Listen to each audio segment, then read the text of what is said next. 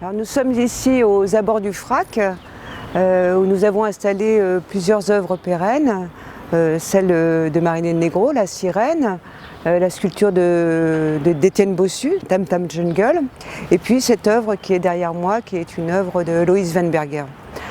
Alors Loïs est un artiste qui est né en 1947 en Autriche, qui est décédé malheureusement en 2020 et qui a pour caractéristique d'être un artiste autodidacte et un fils de paysan. Et son travail mêle finalement agriculture, botanique, mais aussi une réflexion d'ordre sociétal, voire un engagement politique.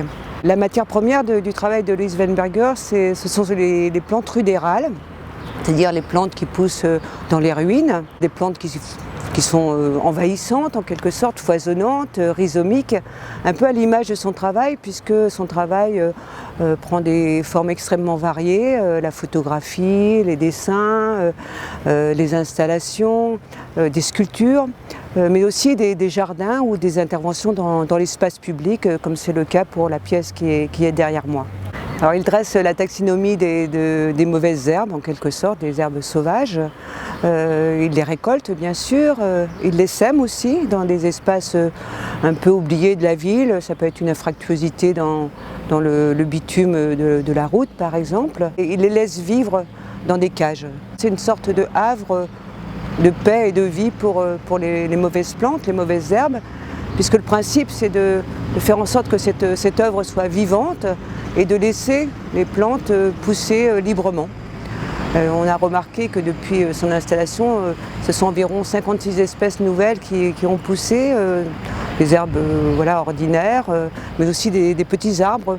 Et on imagine bien que d'ici quelques temps, tout ça va envahir la cage et que des arbres vont pousser, voire repousser les barreaux. Enfin, donc c'est une œuvre qui est vivante, comme je le disais, et en évolution. Pastinaca sativa subsurens, Picris hierasioides. Alors, il est à noter que, quand j'ai évoqué 56 variétés de plantes, que ces données nous seront fournies par le Conservatoire botanique de Besançon qui vient observer cette diversité végétale qui s'épanouit au sein de la sculpture. Alors Loïs, lui, c'est un défenseur de la biodiversité. Et il prône aussi la libre circulation des plantes. Et vous voyez bien qu'évidemment qu'il y a une métaphore aussi de l'humain et que le propos de Loïs, c'est évidemment d'entrer en résonance avec notre société. D'ailleurs, il dit lui-même, la manière dont une société traite ses plantes est le miroir d'elle-même. Geum urbanum, Acer pseudoplatanus, Lolium perenne, Carex hirta, Leontodon ispidus.